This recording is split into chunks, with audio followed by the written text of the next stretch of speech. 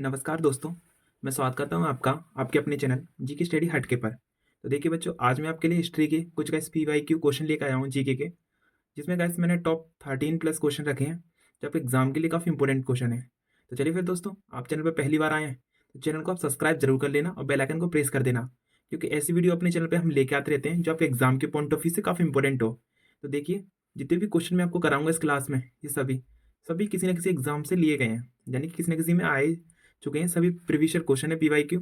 तो चलिए फिर वीडियो स्टार्ट करने से पहले आप चैनल को सब्सक्राइब जरूर कर लेना, ठीक है। तो चलिए चलते हैं आज के पहले क्वेश्चन की तरफ।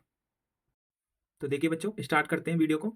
देखिए, आज का पहला क्वेश्चन है, सिंधु घाटी सभ्यता मुख्य रूप से वर्तमान में किन देशों में फैली हुई है। तो देखिए कैसे आप याद रखना, ये भारत और पाकिस्तान में फैली है, ठीक है। इसका राइट आंसर है सी।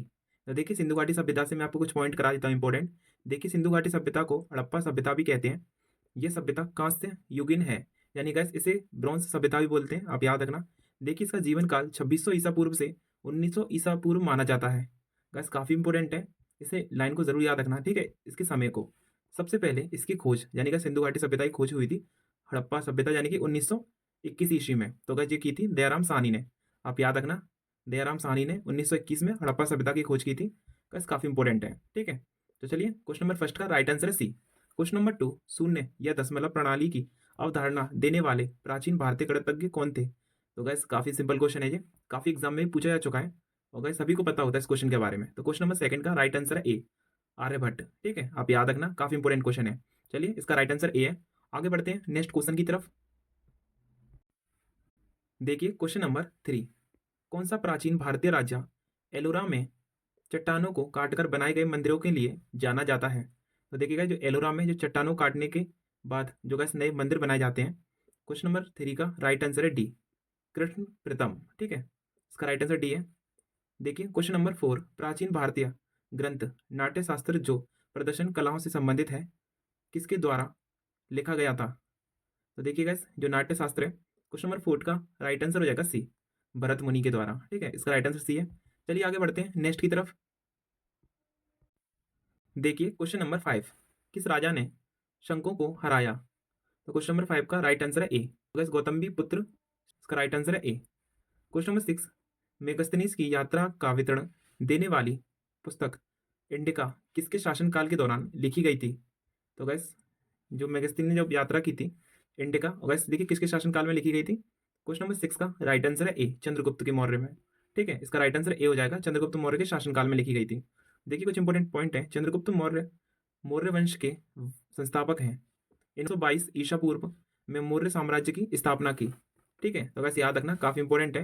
देखिए, चंद्रगुप्त मौर्य ने गुरु और मार्गदर्शक चाणक्य थे। देखिएगा, जो चंद्रगुप्त मौर्य के जो गैस गुरु और चाणक्य, उनके कौन थे, मार्गदर्शक, ठीक है।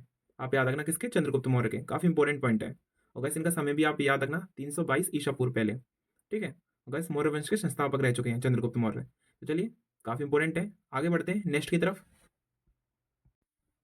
देखिए क्वेश्चन नंबर 7, प्रथम तमिल संगम कहाँ हुआ। तो गैस हुआ था मदुरई में, राइट आंसर हो जाएगा ए।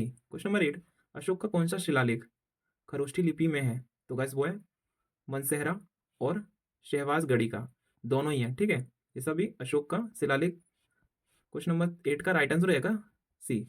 चलिए आगे बढ़ते हैं नेक्स्ट की तरफ। देखिए क्वेश्चन नंबर 9, राकल दास बनर्जी ने किस स्थल की खोज की। तो गैस क्वेश्चन नंबर 9 का राइट आंसर है सी, मोहन जोदड़ो की, ठीक है। आप याद रखना, राखल दास ने बनर्जी ने मोहन जोदड़ो की खोज की थी, राइट आंसर है सी। क्वेश्चन नंबर 10, मौर्य सम्राट अशोक को उनके शिलालेखों के लिए जाना जाता है जो मुख्य रूप से किस भाषा में लिखे गए हैं।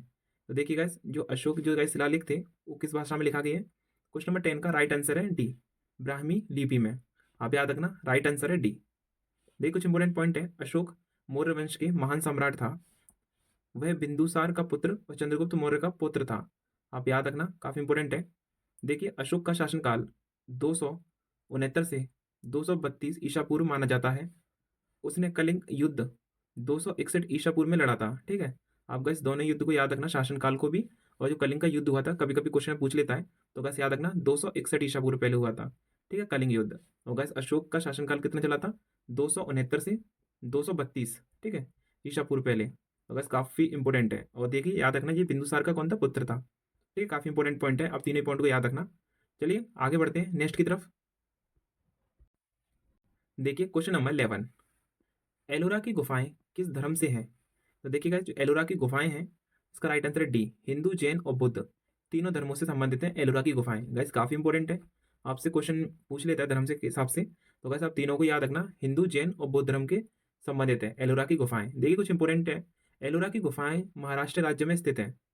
ठीक है, आप याद रखना महाराष्ट्र में। एलोरा की गुफाएं यूनेस्को विश्व धरोहर स्थल है। एलोरा में कुल 34 गुफाएं हैं। बस काफ़ी इंपॉर्टेंट है, आप याद रखना एलोरा की गुफाएं कितनी, 34। गुफाओं की संख्या 1 से लेकर 12 बौद्ध धर्म से संबंधित है।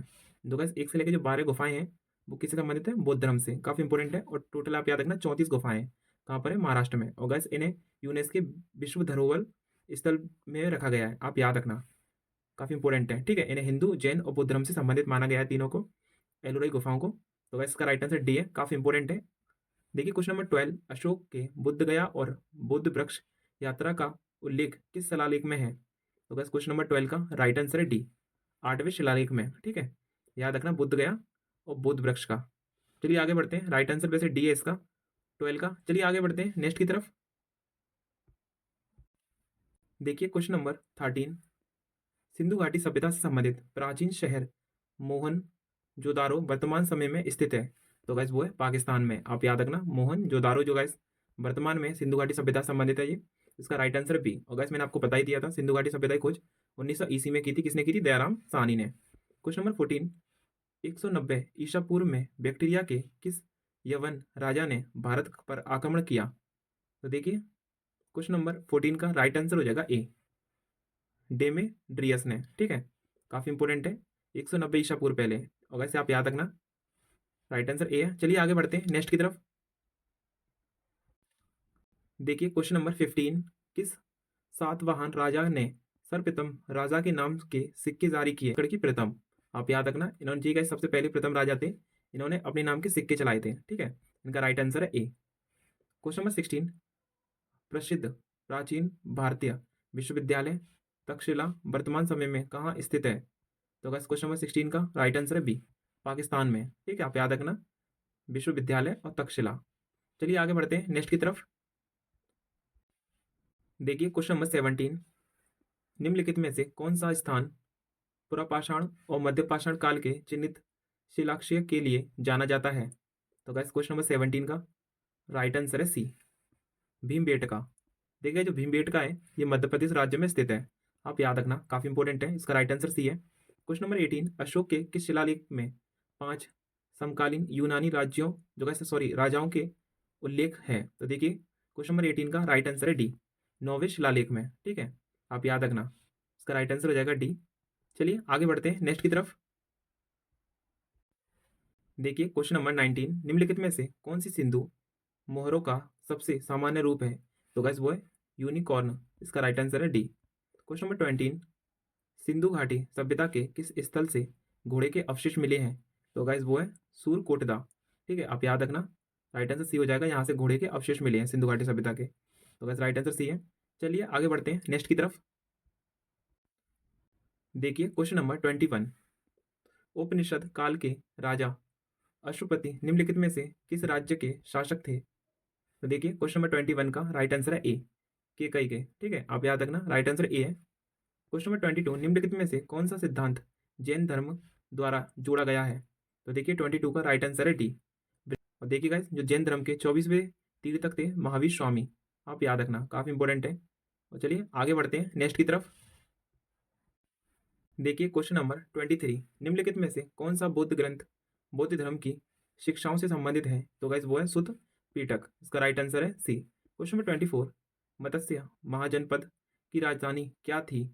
तो देखिए जो महाजनपद की राजधानी थी 24 का राइट आंसर है बी, गाइस विराटनगर है, काफ़ी इंपॉर्टेंट है, आप याद रखना, इसका राइट आंसर बी है, मत्स्य महाजनपद की राजधानी थी ये। चलिए आगे बढ़ते हैं नेक्स्ट की तरफ। देखिए क्वेश्चन नंबर 25, छठी शताब्दी ईसा पूर्व में एक गढ़वाल को क्या कहा गया था? तो देखिए 25 का राइट आंसर है ए, पुरा, जो गैस गढ़वालों कहा गया था। ठीक है, छठी शताब्दी ईसा पूर्व, इसका राइट आंसर है ए।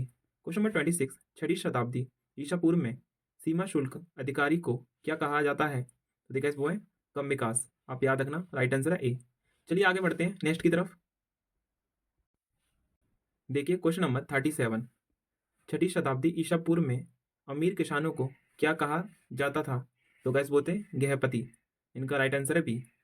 Question number 28। निम्नलिखित में से किस शासक को अक्सर भारतीय इतिहास का पहला साम्राज्य निर्माता कहा जाता है?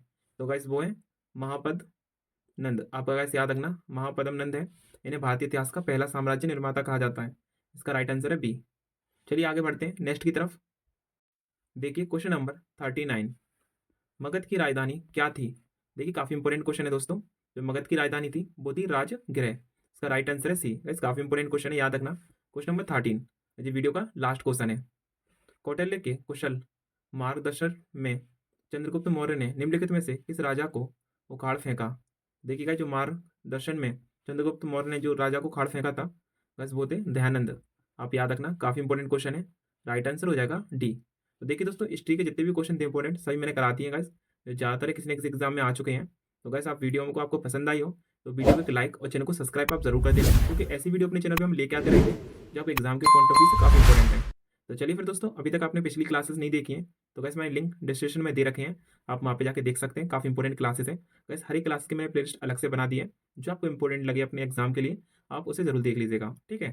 तो चलिए फिर, अगर आपको किसी भी टॉपिक से वीडियो चाहिए तो आप कमेंट करके बता सकते हैं। तो गैस मिलते हैं फिर आपसे नेक्स्ट वीडियो में, जब तक के लिए जय हिंद जय भारत।